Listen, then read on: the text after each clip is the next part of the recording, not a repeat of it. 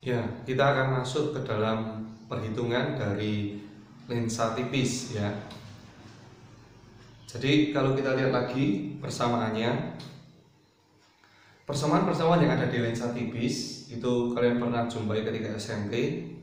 Antara lain adalah bagaimana menentukan atau apa hubungan antara fokus, letak bayangan dan letak benda pada lensa tipis dirumuskan dengan 1/S sama dengan 1/F sama dengan 1/S aksen tambah 1/S.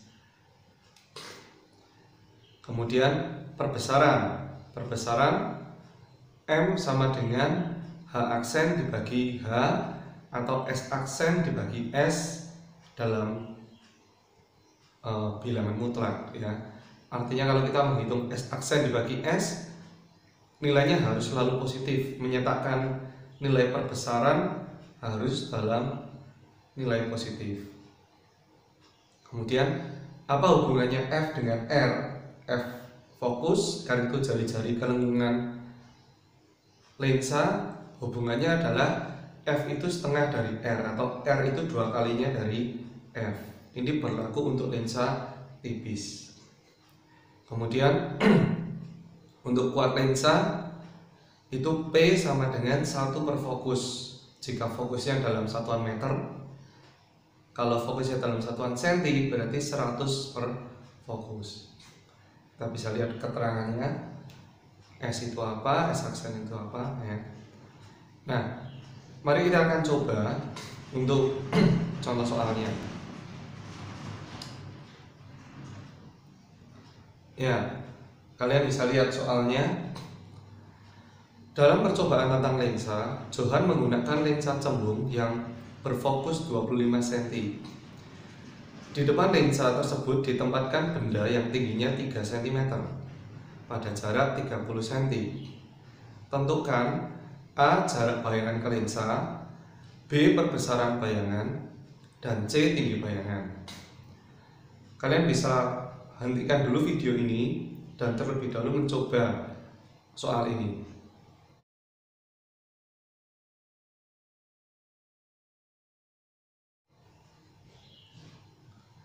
Ya, jika kalian sudah mencoba, bagaimana hasilnya? Kita akan cocokkan bersama. Di sana diketahui bahwa lensa yang digunakan adalah lensa cembung. Ada baiknya kalau kita menggambar dulu diagram soal ini.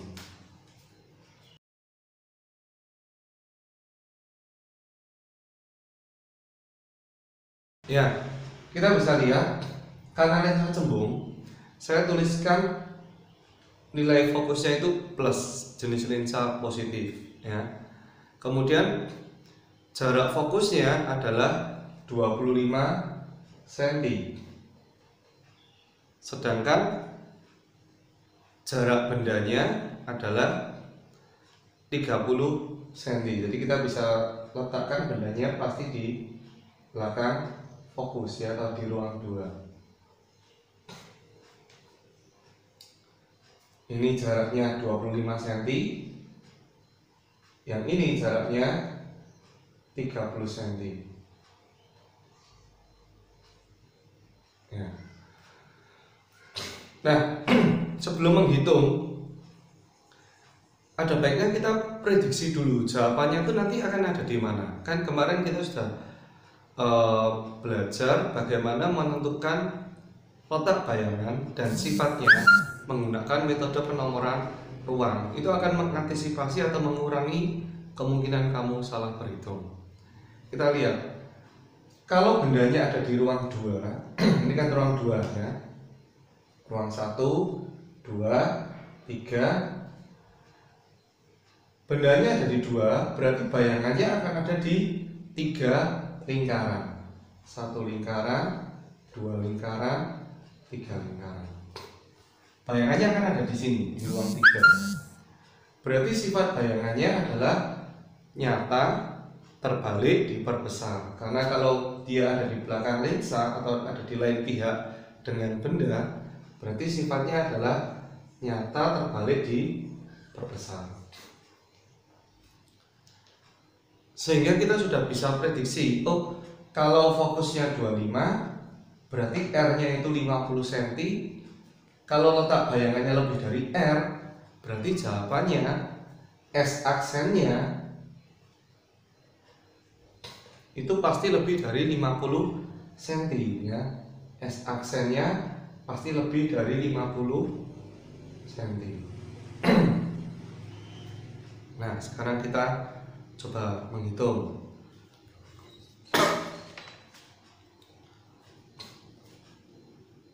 Seper F sama dengan seper S tambah seper S aksen.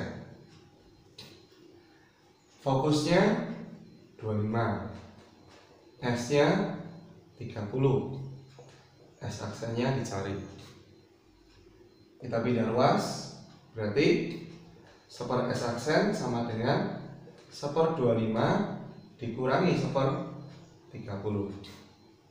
Kita samakan penyebutnya, berarti 156 kurangi 5. Berarti seper S aksen sama dengan 150. S aksen jadinya 150 dibagi 1, 150 cm. Kita bisa lihat jawabannya lebih dari 50 cm. Berarti dia ada di ruang 3, betul ya? Kemudian plus, berarti bayangannya nyata. Kalau nyata pasti terbalik. Yang kedua, perbesaran bayangannya. Perbesaran bayangannya kita bisa hitung M sama dengan S aksen dibagi S. S aksennya 150, S-nya 30.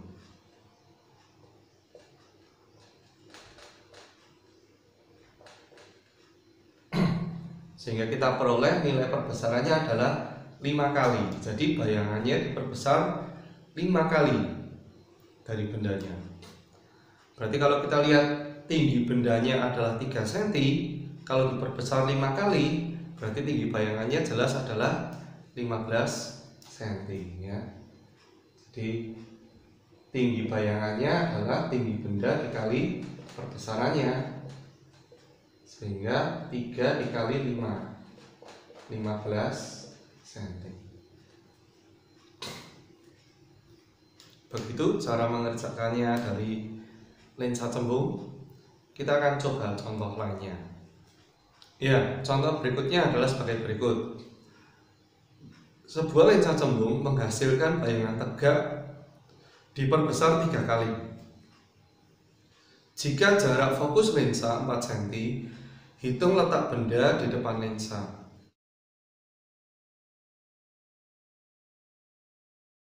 Jadi yang diketahui adalah perbesarannya itu tegak dan 3 kali, perbesaran 3 kali dan sifat bayangannya tegak. Kemudian lensanya lensa cembung dan fokus lensanya 4 cm. Nah, dari sini kita harus memahami kemarin yang kita pelajari. Kalau sifat bayangan yang tegak, berarti bayangan ini bersifat maya. Sedangkan lensa cembung bisa menghasilkan bayangan maya itu jika bendanya ada di ruang satu saja. Artinya dari soal ini kita sudah bisa prediksi kalau letak bendanya itu pasti ada di ruang 1. Jadi kalau lensa cembung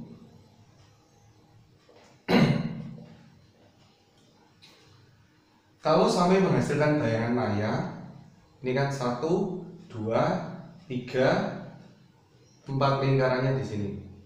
Sorry, 4-nya di sini. Sedangkan 4 lingkarannya di sini. Nah, berarti bayangannya ada di sebelah sini, maya. Artinya bendanya pasti ada di ruang 1. Sehingga kalau jarak fokusnya itu adalah 4 cm, berarti nanti jarak bendanya itu pasti lebih dari 0 dan kurang dari 4 cm. Sehingga sebelum menghitung kita sudah bisa tahu, oh jawabannya adalah antara 0 sampai 4 cm. Kalau kamu dapat harganya minus, salah. Kamu dapat harganya lebih dari 4, misalnya 5 cm, 6 cm, pasti salah, gitu ya. Nah, sekarang kita akan terapkan. Diketahui perbesarannya 3 kali, berarti M sama dengan S aksen dibagi S. Nah, karena kita tahu kalau bayangannya itu maya, bayangan maya ini berarti kan nilai S aksennya aslinya negatif. Kalau negatif dibagi positif, hasilnya M-nya kan aslinya akan negatif. Hanya saja kalau menghitung M, kalau kita menyatakan M, kan nilai negatifnya akan dihilangkan karena di harga mutlak. Tapi dalam kasus ini kan kita tidak menyatakan M, tetapi menggunakannya untuk berhitung. Kita mau mencari S, sehingga nilai M-nya kalau bayangannya negatif, berarti nilai M-nya juga negatif. Sehingga kita tulis min 3. Perbesarannya 3 kali, berarti kita tulis min 3. Ini berlaku untuk bayangan maya. Kalau bayangan nyata ya berarti plus. S aksen dibagi S. Dari sini kita dapatkan kalau S aksennya itu adalah minus 3S, menunjukkan kalau bayangannya bersifat maya. Lalu kita masukkan ke dalam rumus 1/F sama dengan 1/S tambah 1/S aksen. F-nya adalah 4 cm. Ini plus ya karena lensa cembung ya. Kemudian S-nya S aksennya adalah min 3S. Sehingga kalau kita samakan penyebutnya, 1/4 sama dengan 3S. Ini 1 dikurangi, ini 3 dikurangi 1. Gitu ya.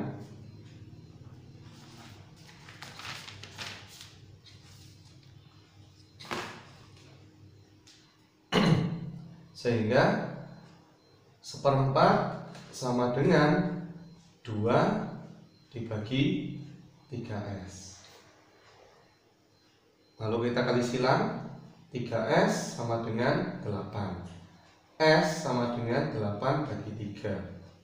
S sama dengan 2,6 cm. Kita bisa lihat kalau jarak benda yang didapat itu lebih dari 0 dan kurang dari 4 cm. Berarti jawaban ini benar ya. Jadi begitu cara menghitung dari lensa cembung dengan variasi yang lain ya. Sekarang kita akan lanjut ke lensa cekung ya. Kalian bisa lihat soalnya untuk lensa cekung.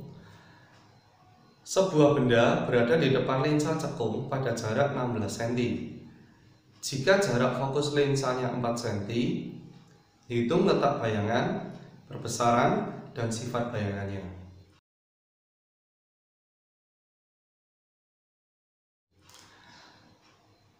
Kita tahu kalau lensa cekung itu hanya memiliki satu sifat bayangan yang harus dihafal ya. Sifat bayangannya pasti maya, tegak, diperkecil, dan selalu ada di ruang 1. Jadi nilainya pasti antara 0 sampai fokus yang bernilai negatif ya. Sehingga kalau di sini kita lihat jarak fokus lensanya 4 cm, berarti nanti letak bayangannya sudah pasti antara 0 sampai minus 4 cm gitu. Jadi bayangannya akan bersifat maya sehingga nilainya minus. Jadi nilainya lebih besar dari 0, lebih kecil dari 0 dan lebih besar dari minus 4 cm. Sehingga kita bisa tulis min 4 S aksen 0. Jadi nilai bayangannya lebih besar dari minus 4 cm dan lebih kecil dari 0 karena ada di ruang 1. Kalau kita gambar untuk lensa negatif, ini fokus, dimanapun letak bendanya, bayangannya akan ada di ruang 1 dengan sifat maya agak diperkecil. Jadi kalau nilai fokusnya 4 cm,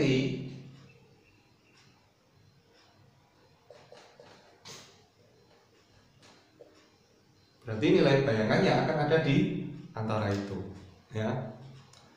Nah, sekarang kita coba hitung.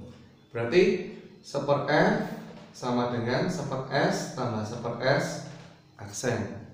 Nilai fokusnya negatif, berarti min 4 sama dengan 1/s. Jarak bendanya 16 tambah 1/s aksen.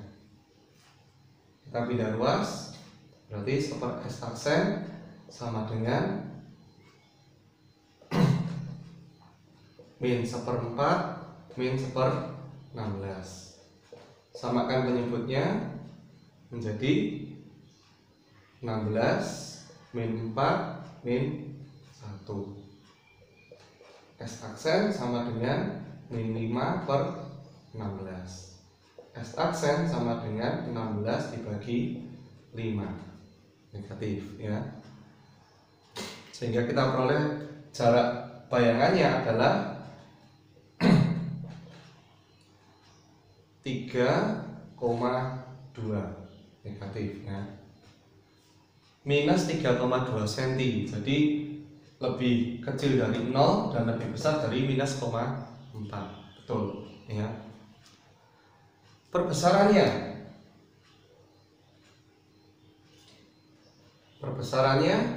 M sama dengan S aksen dibagi S di harga mutlak, karena menyatakan nilai M harus dalam positif. M sama dengan S aksennya min 3,2 dibagi 16 jarak bendanya. Karena di harga mutlak, maka nilainya tetap positif, 0,2 kali. Kita lihat harga perbesaran. Jika nilainya kurang dari 1, berarti sifat bayangannya adalah diperkecil. 0,2 menunjukkan kalau bayangannya hanya 20% dari benda aslinya, baik jaraknya maupun ukurannya. Sehingga kalau kita misalnya kita mau hitung berapa tinggi bayangannya, ya berarti tinggi benda dikali 0,2 akan jadi lebih pendek, ya. Sifat bayangannya tadi cuma satu, ya, yaitu maya, tegak, diperkecil, selalu di ruang 1, ya, selalu di ruang 1 atau di antara lensa dengan fokus. Begitu perhitungan dari lensa tipis. Kita akan coba beberapa latihan soal dari buku paket.